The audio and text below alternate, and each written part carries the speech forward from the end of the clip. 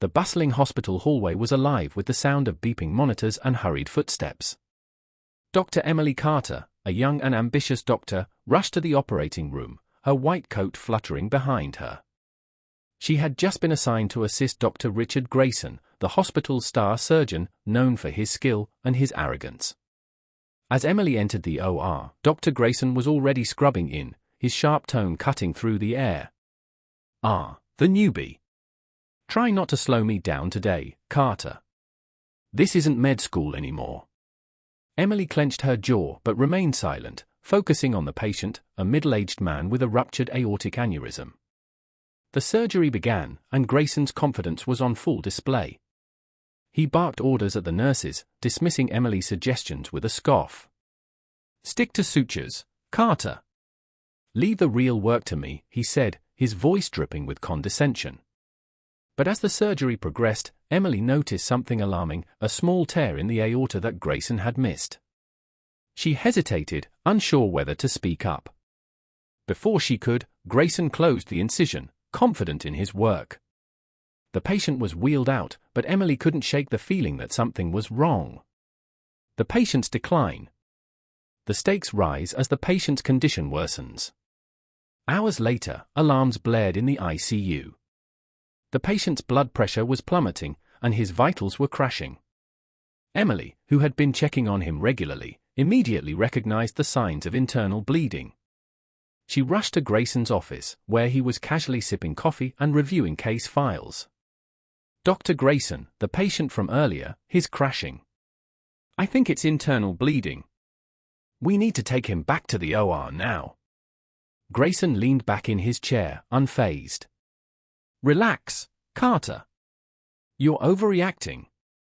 The surgery went perfectly. He's probably just stressed." Emily's frustration boiled over. "With all due respect, sir, if we don't act now, he's going to die." Grayson rolled his eyes but finally agreed to check on the patient. When they arrived in the ICU, the monitors confirmed Emily's fears. Grayson's confidence wavered for the first time, but he quickly masked it with bravado. "Fine, let's take him back." "But this is a waste of time," he muttered. The mistake revealed. The tension peaks as Grayson's error becomes apparent. Back in the OR, Grayson reopened the incision only to find a pool of blood. The small tear Emily had noticed earlier had worsened, causing massive internal bleeding. Grayson's hands froze for a moment, his arrogance replaced by panic. I don't understand. This shouldn't have happened," he stammered. Emily stepped forward, her voice steady. "We need to clamp the aorta and repair the tear. Now." Grayson hesitated, his pride preventing him from admitting his mistake. "I don't need your advice, Carter. I've got this."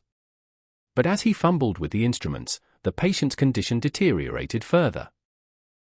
The nurses exchanged worried glances, and the tension in the room was palpable. Emily takes charge. Emily steps up to save the day.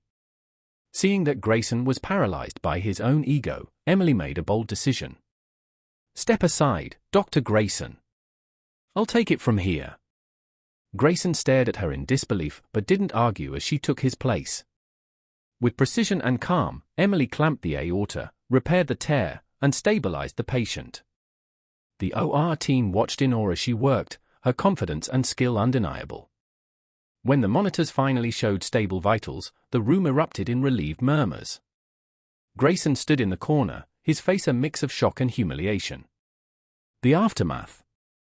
The climax and resolution highlight the shift in power dynamics. The next day, the hospital buzzed with news of Emily's heroic save.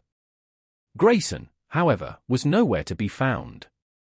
Emily found him in the hospital garden, staring at the ground. "Dr. Grayson," she began, her tone respectful but firm. "We all make mistakes. What matters is how we handle them." Grayson looked up, his usual arrogance replaced by a rare humility. "You were right, Carter. I let my pride get in the way. That patient could have died because of me." Emily nodded. "It's not about being perfect. It's about doing what's best for the patient." Grayson extended his hand.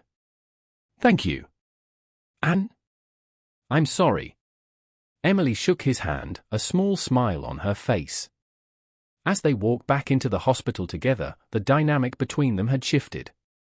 Emily had earned Grayson's respect and proven that talent and humility could outshine even the biggest ego.